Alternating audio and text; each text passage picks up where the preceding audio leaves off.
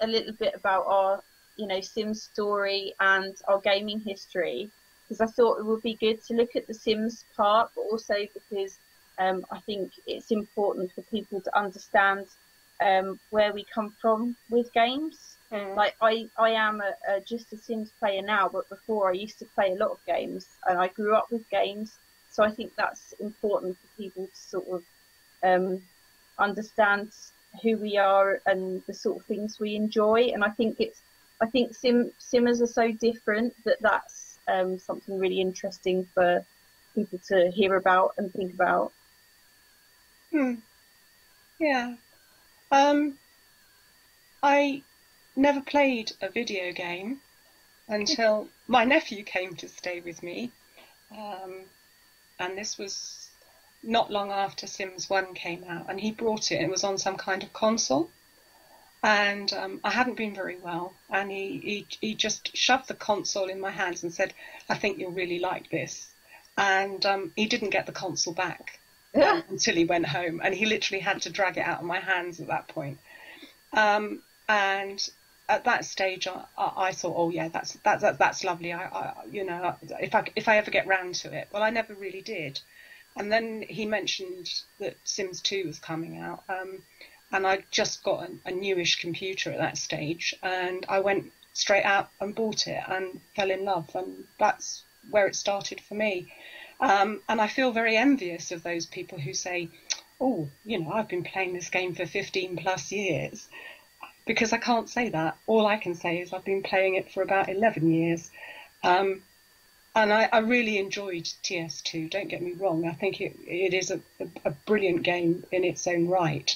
But when TS3 came out, that's when I gave my heart away. And I still love TS3 very, very much. And maybe I'm one of the lucky ones, but in terms of glitches and stuff, apart from the usual bits and pieces that you would expect with Island Paradise, for example, and one or two problems when I got my first Windows 8 computer, I've not done too badly out of it, but I know other people do have issues with it. And that's basically my gaming history. I think it's a shame that that a lot of the problems with TS3 weren't sorted out, because really I think it overshadowed it for a lot of people, and I think that's a shame, because it was such a in a lot of ways it was innovative. It the open world, and it brought a whole new experience for The Sims. And I had a similar experience to you, in that I didn't have many bugs or anything, and lucky, because I never used to use mods. It wasn't until after I tried to rescue TS4 for myself that I got into using mods. And it's only since a couple of months that I've been playing with Tollens. Amazing. It's like having a new game. It's almost like I feel sorry that I bought TS4, because it's sitting there on my computer, and because so many things are missing that I love, I can't enjoy it. So it's sort of a shame that it's sitting there.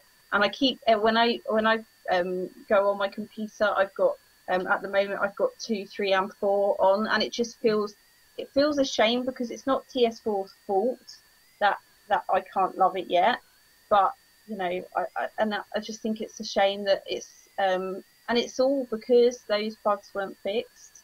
And I really hope that with this new game that there'll be a lot hotter on the fixing problems. Yeah, for me, I was gonna say, for me, I am, like I said, I am 34 years old now, and I have been gaming since I was 5 years old. So, so when you talk about gaming, if you want to just list on, I don't share a popular view of Xbox. My favorite systems have always been either Nintendo or Sony PlayStation, and then a PC. So those are my favorite platforms to game from. But I will game from my cell phone, handhelds. I've had Game Boy, 3DS, anything you name it. I game from it all. I just game. And for me, because I have such a huge taste of gaming, my measurement of Sim 4 just differ from everyone, because from what I see, and what I think can be done are just because of my experience in all type of gaming. So especially simulation gaming, Sims 2 was like the best. But I have been gaming with Sims beyond 15 years. Maxis, I started when they first came out with SimCity. Me too. So that was a very popular game for me. I loved it. When Will Wright came out with The Sims, I was just floored. I was Virtual Dollhouse signed me up. And it was fun. It's like the perfect concept. It really is. I used to play SimCity and I used to think, oh, I wish that I could play with the people. Yeah. And then when I saw The Sims in the store, I was like, oh, I've got to buy it right now. And I didn't have to think about it. I just bought it and just that was it. I was hooked. And I've now I started because my brother and I, when we were children, we used to go out shopping with my parents at the weekend. And we got to choose one shop that we would go in each. And my brother would always choose like a game store. So I always used to go in and we went in and I started with SimCity, the original, and I've played played through a few of them. But once I saw The Sims, that was it. It had that old box, the thick old box, is massive. It was like A4. And I took it up, and it had just like a disc and a thick book in it. I took it home, I installed it, and I was so excited and so addicted from the first day that I played it that I used to be naughty, and my brother and I shared the computer, and he was quite trusting, and I was so naughty. We used to have half an hour each, and I used to go and tell him early that his time was over until I went too far, and I only left it 10 minutes, and then he realised that I was telling 45. So I got told off for that, but it's one of my fondest memories because it just shows how addicted I was to The Sims. And then when Sims 2 was coming, I was looking to go to university, and I had to buy my own computer to study. And I didn't tell my parents, but one of the main things that I was looking at was whether it would run The Sims 2. It was so funny, so that's fine, but you know. But I started like my parents had an Atari, so I started with the really old consoles. Then we had a computer, and I used to play Frogger, and my favourite Atari game was Adventure, but it has those dragons, and I'm so frightened of fighting in games that it used to really terrify me. Aww. So The Sims is like my perfect game because there's no fighting. I don't have to do anything that makes me frightened. Aww. So, you know, that's but I was also obsessed with Roller Coaster Tycoon, Team Hospital and Theme Park. Like those are all my favourite games that I've ever played. And I still play them now. But we've had in our family Mega Drives, Dreamcast, PS2, Xbox 360 and the Wii. And everyone plays games. It's just we have different styles. Like I will invest in my PC because I play The Sims. But my brother's more into consoles, so he's into Xbox One and PlayStations. So, you know, but it's nice because we share.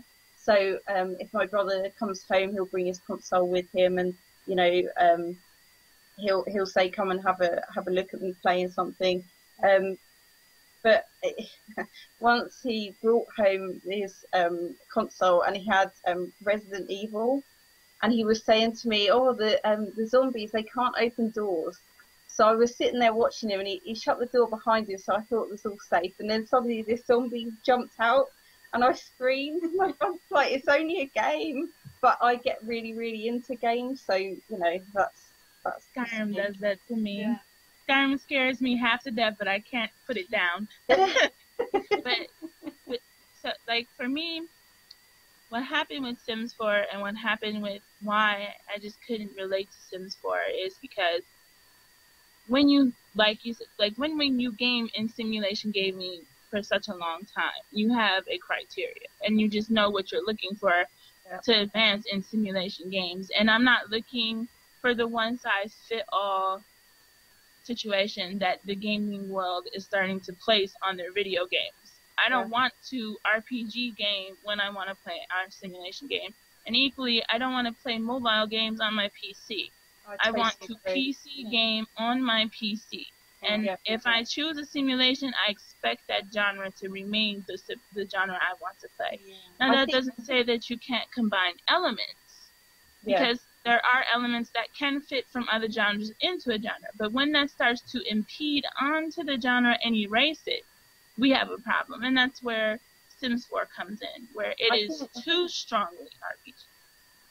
Yeah, I agree. I think that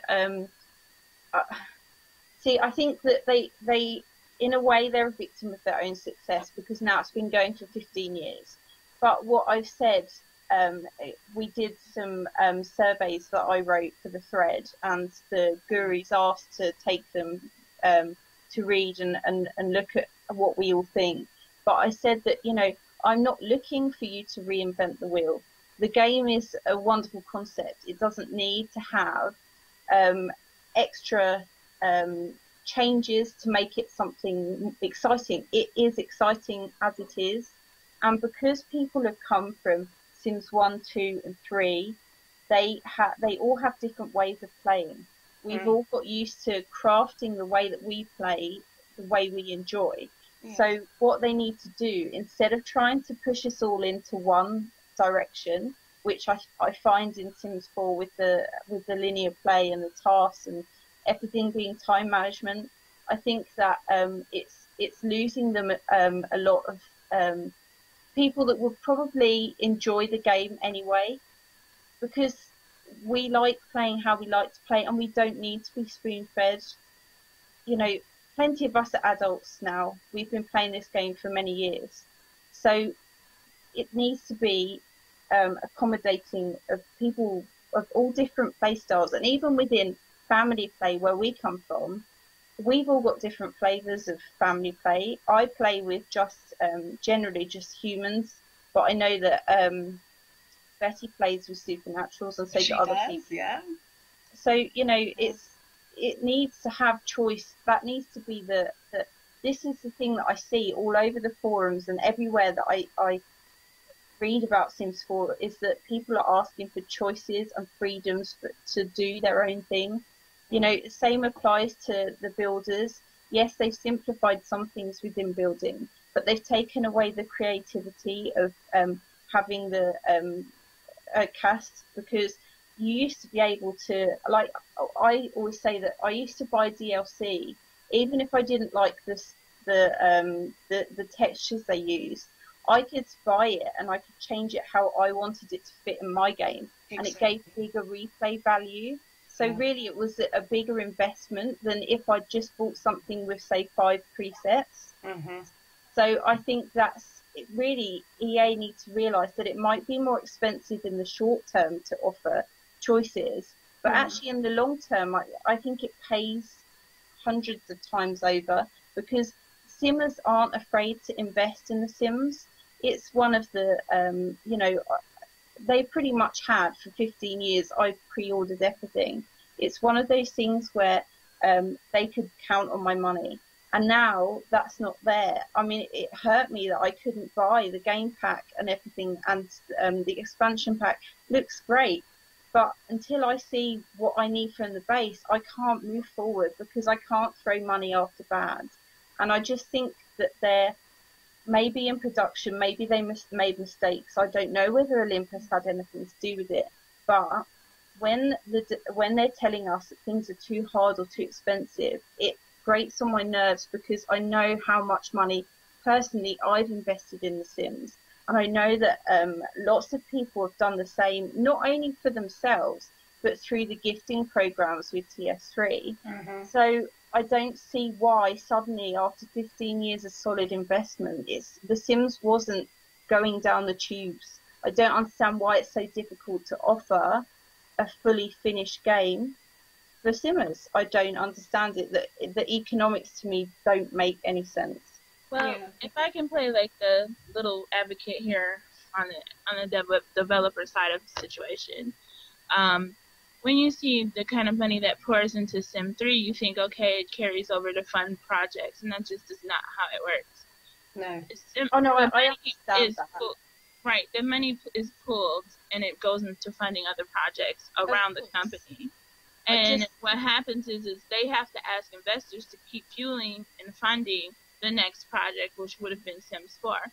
And we all know that Sims 4 Origins do not start with a single player offline game. We knew this was supposed to be a mobile multiplayer game, which was a mistake. Mm-hmm. And for the 3 years they spent developing that game, that is where all the funding went to. Yeah. The rest of the funding they had left over was gone. Like, basically what they had left over was not going to fund 4 more years to make a new game. It was going to fund 1 more year for them to rectify the situation. And this is where we're at, where EA is not humble enough to help Maxis to say, can this and completely start over. They weren't going to do that. Yeah. And that was the original problem.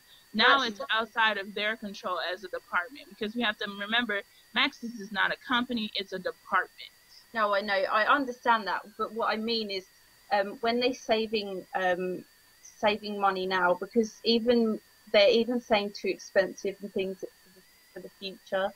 The problem that I have is that if you penny pinch early on, you're going to cripple the whole title for all of its life term. It needs to be good enough from the start to Sims 3 lasted 5 years? Mm-hmm. Are we going to be still investing in a game that is not doesn't give us the full experience just because they made a mistake early on? As a customer, I think they need to recognise that the mistake they made with Olympus, if that's what happens, that needs to be written off. That wasn't the customer's fault, and what they're doing at the moment is they're passing the mistake they made onto the customer. Yeah. And as a business, that's not a good strategy, because people do notice. I mean, we've all talked about this, and I think that they need to admit it, because everyone's talking about it anyway.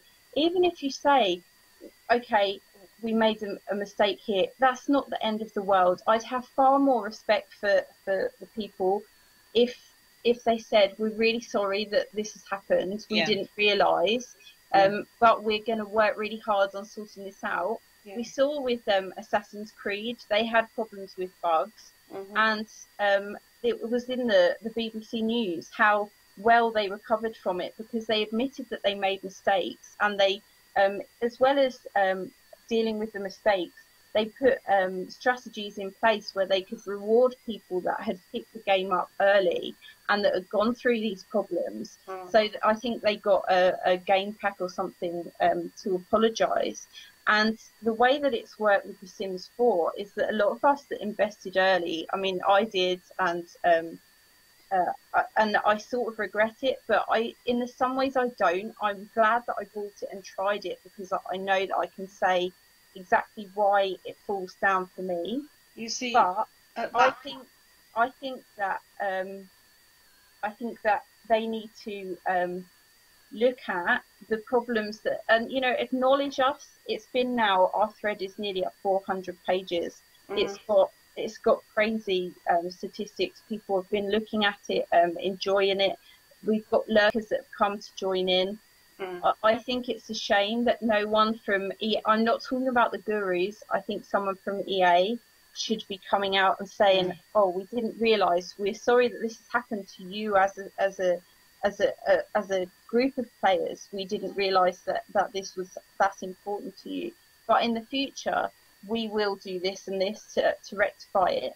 The problem I have is the constant silence, because it doesn't give me trust in the company. They have eroded my trust, because at first I thought, well, once they see how popular this is and what an issue it is, surely as a company they'll see that that's not good business to have groups of customers that have been loyal for over 15 years feeling this way about the company, because it doesn't just affect now, it will affect into the future. When Sims 5 comes out, if it ever does, people will be more careful with their investments. They will look at it and they will think, well, how did they deal with Sims 4 when there were problems? When I vocalized these problems, how did they deal with it? And that's what I think is the problem, that they're not looking long term, and that worries me because I don't want The Sims to end. I have no malice towards the gurus or anyone involved with it, and I don't care what the problems were, what got us to where we are now. What I care about is how they sort it out and how they deal with the problem. As a customer, I am watching very closely, and I'm sure I'm not the only one that's doing so.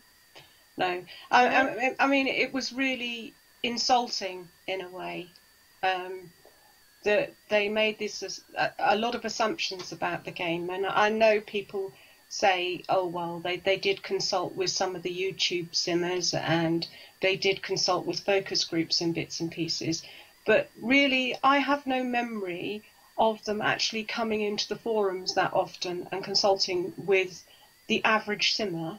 And it makes me very cross because what they gave us wasn't what anybody really wanted.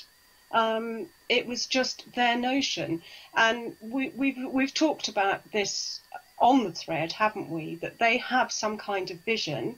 Why can't they share it with us? They don't tell the vision. It's all about the vision. Yeah.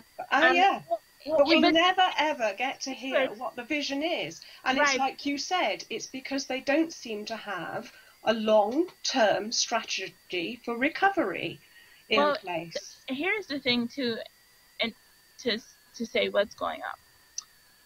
Perception of a customer is the problem because they think. Here's the thing about your thread, Spark. We don't have just your average gamer coming through there.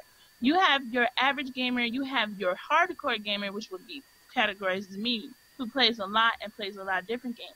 You actually have game developers from other companies in your thread also, who are challenging the devs and saying that, no, we know better, you can do better.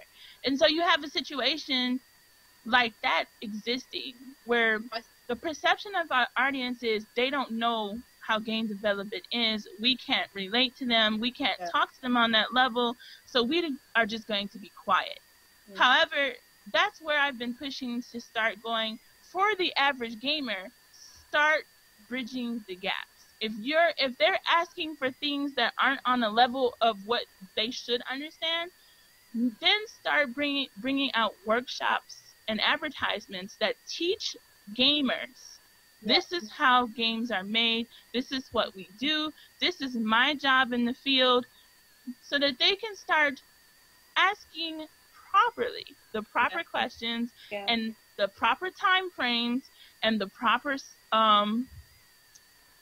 what's more realistic in that department. Educate your customer so that they can know what's going on. You don't have to actually reveal everything, but once that customer gets educated, then we can start moving into better developer customer conversation. I think that's what I've said all along, is that it's all very well having devs as customers, relations people, but I don't think they're trained in doing so, and that's not a criticism. Right. All of us have to learn about this. I've had to learn it in my time at work, and it's very hard to deal with customers, especially customers that are dissatisfied with what you've given them, and sometimes people don't know how to conduct themselves. I've had people shouting in my face, so I know what it feels like when someone, and even when it's something that it's not something you've done, but something you're part of the company. And the trouble is, the devs are the face of the company,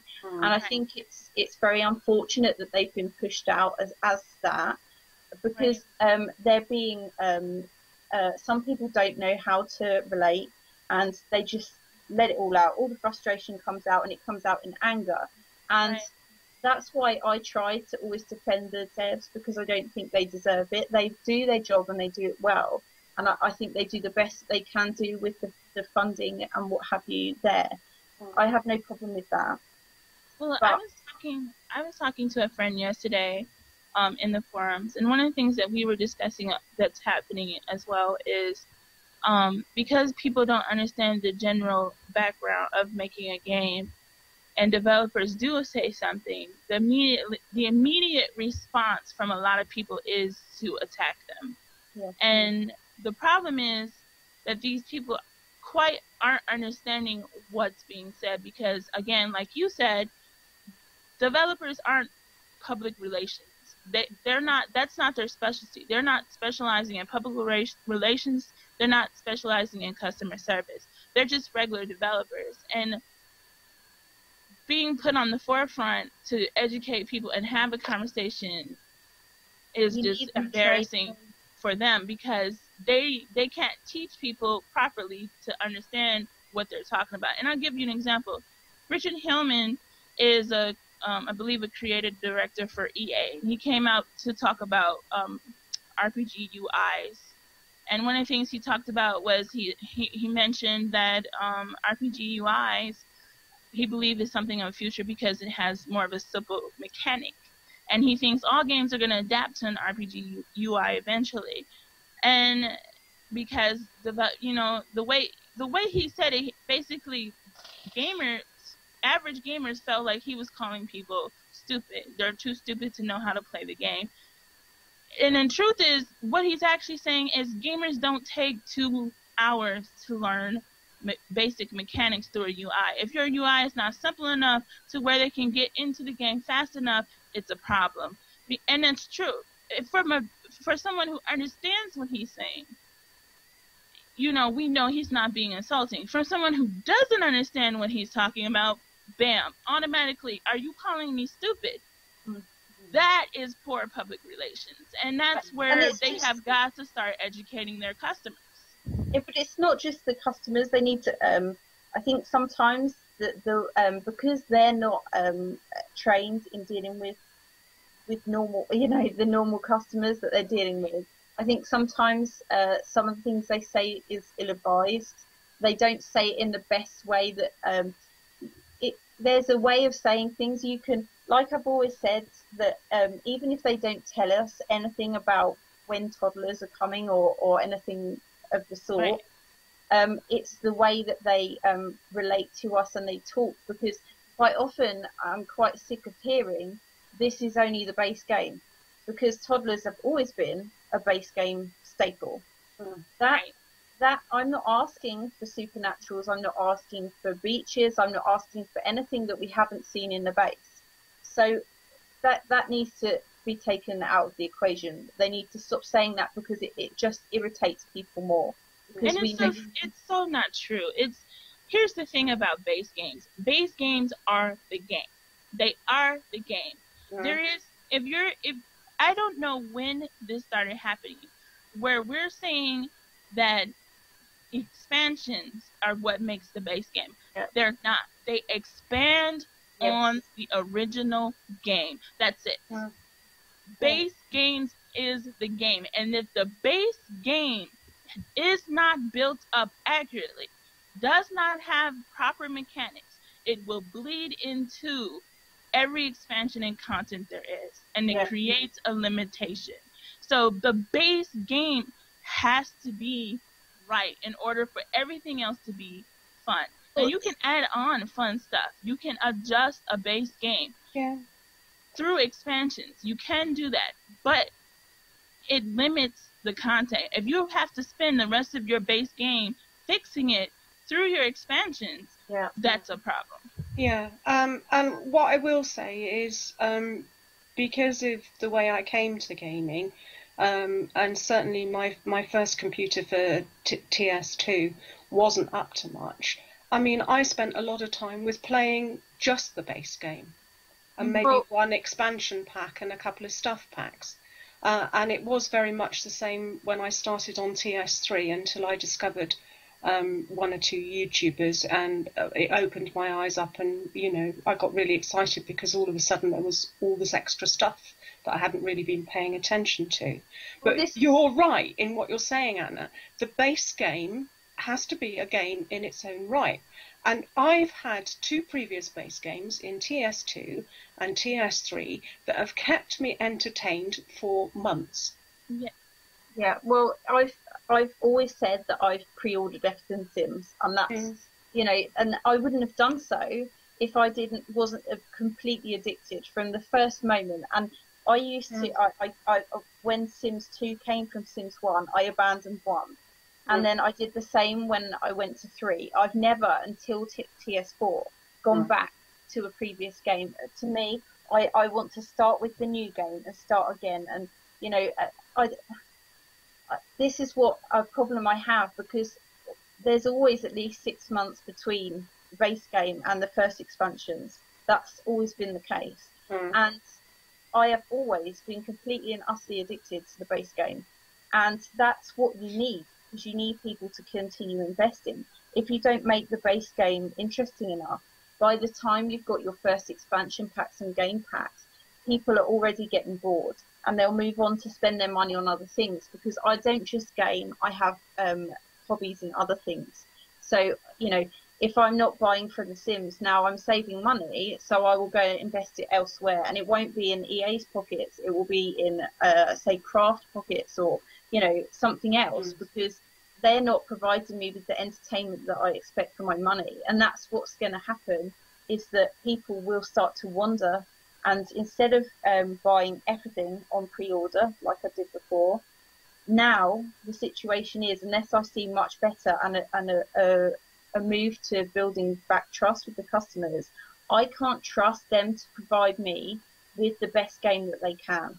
So instead of pre-ordering and them knowing that they've got the money coming for the new game, I will be waiting and seeing what everyone else thinks before I decide to invest. And that's quite dangerous, because all the time as a business, you've got to keep on top of things. You need people to want to invest with you, and that's a problem. Yeah. For me, it's just a different thing, because like I said, and I just know a lot about game development where I just hold off my money, period. And I did not pre-order. I did not buy Sims 4 at all. I tested it through their 2-day game time. Right. And everything I knew was, the problem was I already was verified when I played it. But that was because I just know so much about the Sim series that it's I could just predict from not even playing the game where the trouble areas are. And but what I was surprised at was the list that the former VF Fleury made, that became very popular, about the missing items, actually does not do that justice. There is a lot. Yes. In that base game that is not on that list. And that affects not just family players, but because you have to understand, I'm a family player that's a hands-on player that's also an explorer. And I also like sandbox play. That game has stripped creative players of situations, family players, builders, from A to Z. Everyone in this area of this game has been affected.